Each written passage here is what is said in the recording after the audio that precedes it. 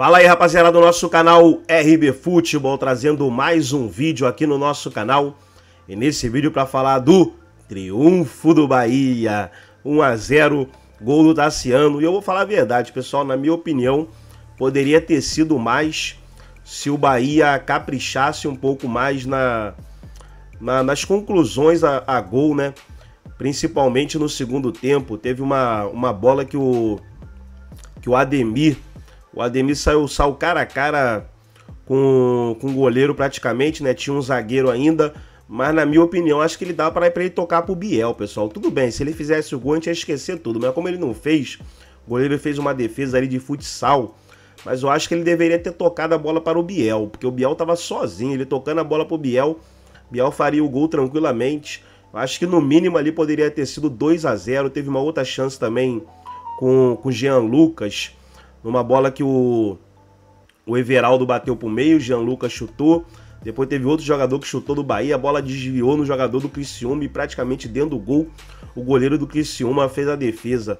Fez umas duas defesaças esse goleiro do Criciúma. Então, na minha opinião, pelo menos aí um 2 a 0 era para ter sido a partida. Então, Bahia leva a vantagem lá para Criciúma, né, de 1 a 0, joga pelo empate, mas poderia ter ido com uma vitória melhor, né? 2 a 0 aí pelo menos. Poderia ter sido 3, mas 2 a 0 pelo menos tinha que ter sido. Você que ainda não é inscrito no nosso canal, torcedor do Bahia, se inscreva, ativa o sininho das notificações para você não perder nada. Vamos aí para o pós-jogo e daqui a pouco nós estaremos de volta. Um passo à frente que você tem do seu adversário.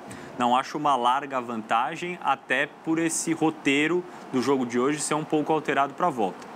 Acredito que o Criciúma vai ter sim e vai duelar com o Bahia mais pela posse da bola sob seus domínios. E aí a gente pode pensar aquele questionamento que eu coloquei de como será feito o plano de jogo do Rogério. Será que ele vai partir com essa mesma escalação para o jogo da volta? Com esse meio-campo mais técnico, mais de menos ocupação de espaço defensivo e de menos jogo de transição, menos capaz de contra-atacar? Será que vai ser esse o plano colocado pelo Rogério? Será que ele vai colocar Ademir e Biel, ou pelo menos um deles, de largada, sacando de repente o Everaldo, que é um centroavante mais de área, por mais que ele possa fazer esse trabalho defensivo pelo lado do campo? Então, estou muito curioso para ver como o Bahia vai se comportar num tipo de jogo em que acho que a gente viu pouco o Bahia ser desafiado desta maneira nesses primeiros meses do ano. Até porque, geralmente, muito por conta do investimento feito pelo Bahia e das peças de qualidade que tem, as equipes jogam mais no erro. Para partidas de mais embate físico, especialmente com os confrontos com o Vitória, por exemplo, a gente viu o Bahia com muitas dificuldades. Acho que parte da estratégia do Vitória, com uma ocupação muito boa de meio, com os duelos com esses meias do Bahia, vai ser parte da estratégia do Tencate para a volta, tentando controlar mais o jogo e ter mais a posse, tentando deixar o Bahia um pouco mais desconfortável do que ele ficou hoje. Bahia com 3 vitórias nos últimos 4 jogos, só que destes jogos, 3 em casa e o outro não é em casa, mas foi em Salvador, foi o clássico contra o Vitória no Barradão, 2 a 2. Agora sai no fim de semana no Campeonato Brasileiro para pegar o Botafogo, que de momento lidera a competição. Eu vejo perfis bem parecidos entre Bahia, Botafogo, dá para a gente colocar o Bragantino, o Atlético Paranaense em montagem de elenco nesse momento. O que você imagina que o Bahia possa fazer no Rio de Janeiro contra o Fogão aí, nesse descanso da Copa do Brasil que volta só no dia 22? Acho que é um grande jogo. O Botafogo, para mim, já tem muito a cara do Arthur Jorge, naquele 4-4-2 que ele tem montado o Botafogo, com os jogadores de lado saindo um pouquinho para dentro, trabalhando com uma dupla de ataque, com o Luiz Henrique vivendo um bom momento. E apesar do jogo ser no Rio de Janeiro, acho que a gente pode ver sim esse Bahia um pouco mais com controle da posse.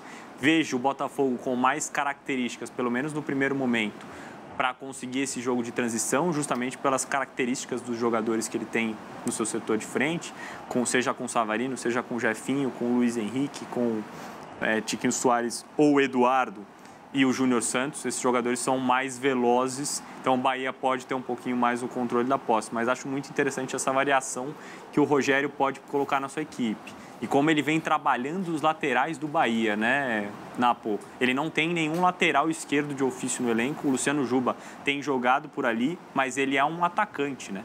Então, o Rogério adaptou o Luciano Juba àquela posição e ele tem jogado muito bem. E os dois laterais são válvulas de escape para essa equipe que tem muitos jogadores concentrados na faixa central. O Everton Ribeiro gosta mais daquela faixa, o Jean Lucas gosta mais daquela faixa, Cauli fica mais confortável por ali. Os dois atacantes, Tassiano e Everaldo, centralizam bastante, então o jogo pelos lados fica muito com os laterais. Como é que também vai ser o comportamento dos jogadores de lado de campo do Botafogo no jogo do final de semana? Luiz Henrique vai voltar a todo momento com o Juba, ou o Juba vai ser um pouquinho mais cauteloso na passagem por ter um jogador de qualidade no setor dele? Do outro lado, veremos Jefinho, veremos Savarino pelo lado esquerdo do Botafogo. E qual vai ser o comportamento do Arias? Acho que o jogo passa muito, claro, sempre o jogo do Bahia passa pela faixa central, mas esses duelos do lado vão ser muito interessantes também. Por outro lado, o Criciúma perdeu uma longa invencibilidade, não era derrotado desde o estadual catarinense, quando foi campeão, né? Teve uma derrota no caminho, mas acabou com o título e agora visita o Grêmio em Porto Alegre. Esse começo de Campeonato Brasileiro do Criciúma, e mesmo o jogo de hoje, já a gente vai falar mais da partida em si, demonstram que está um time muito pronto para a temporada, hein? Porque você tem que considerar que tem um jogo a menos, o jogo contra o Fortaleza foi adiado, empatou com o Juventude, as pessoas podiam falar assim, não, resultado ruim, dentro de casa, adversário direto, mas foi buscar um ponto em Minas Gerais diante do Atlético, que é um dos favoritos ao título, e meteu 4 no Vasco em São Januário. No jogo com o Juventude poderia ter vencido tranquilamente a partida, poderia ter vencido logo de largada. No jogo com o Galo não foi uma grande exibição do Criciúma, mas ele soube explorar a fragilidade do Galo e a oscilação do Galo em alguns momentos dos jogos. Algo natural, se tratando de um time que tem um técnico que chegou de forma recente, como o Atlético Mineiro, que a gente já abordou aqui. Mas eu gosto do início de campanha do Criciúma e acho que o Criciúma soube, especialmente no jogo com o Vasco, aproveitar todos os problemas que o Vasco tem nesse início de campeonato brasileiro e que já demonstrava também dentro do campeonato carioca. Um time moldado para explorar os contra-ataques, explorar os espaços dados pelo Vasco em muitos momentos da partida, que mostra uma alternância de estilos desse time também. É um time que pode trabalhar muito com posse, o Tencate gosta desse estilo de jogo, mas dentro do campeonato brasileiro nem sempre você vai conseguir ser dominante e ter mais posse do que o seu adversário. É preciso que você tenha recursos que o Criciúma tem demonstrado nesse início de campeonato brasileiro e agora de Copa do Brasil. E o Criciúma que vai ter mais um jogo adiado após enfrentar o Grêmio contra o Cuiabá, depois pega o Palmeiras e o Bahia em casa. O Palmeiras pelo Brasileiro, o Bahia será o jogo de volta já da Copa do Brasil.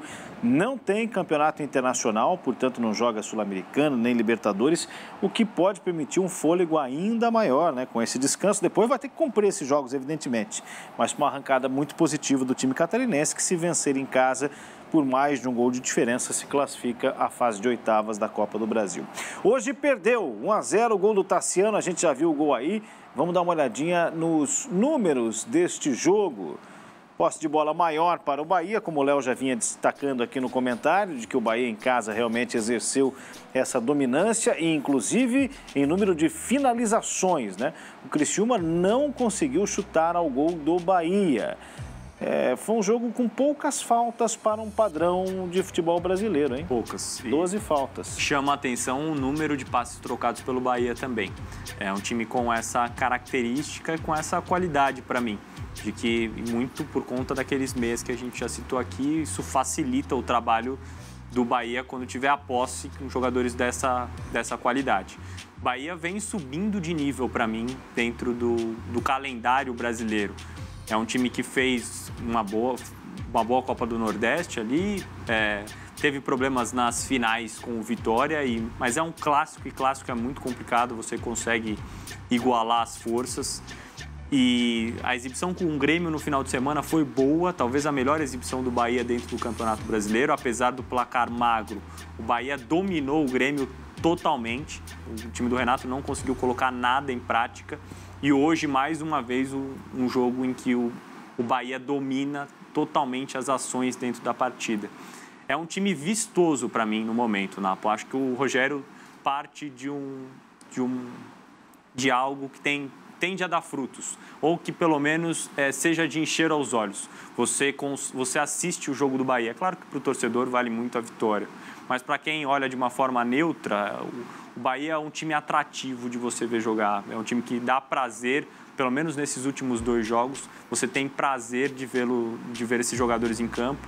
Claro, sempre destacando a qualidade individual do elenco do Bahia, com peças com características diferentes. Na escalação inicial, a gente vê uma concentração muito grande de jogadores com mais capacidade de posse e dado esse setor de meio, mas a gente tem opções de velocidade, tem centroavante de área, o Estupinhan, por exemplo, é um jogador que hoje é a opção dentro do Bahia e que pode ser a referência para esse ataque para determinados momentos em que precise alçar mais bolas na área ou algo do tipo. Então, o Bahia tem recurso para competir dentro do Campeonato Brasileiro. Claro, não dá para a gente colocar o Bahia como candidato ao título já nesse momento, mas para a primeira parte de tabela do Campeonato Brasileiro, com toda certeza. Muito bem, são os jogos que abrem esta fase da Copa do Brasil, a fase de 16avos de final, também chamada de terceira fase, né? Porque nós temos ainda 32 equipes. Bahia e Criciúma 1-0, já tem Atlético Mineiro e Sport, e em Ponta Grossa, no Paraná, Operário e Grêmio estão jogando placar de momento 0-0. Os outros jogos amanhã apenas e também na quinta-feira. Amanhã o Flamengo estará em campo, vai enfrentar o Amazonas, time que está nesse ano na Série B do Campeonato Brasileiro. E a grande novidade no dia no Rio de Janeiro é a volta de Gabriel Barbosa, o Gabigol. Ele está liberado para jogar. A Jéssica Dias está chegando com a gente já ao vivo do Rio de Janeiro.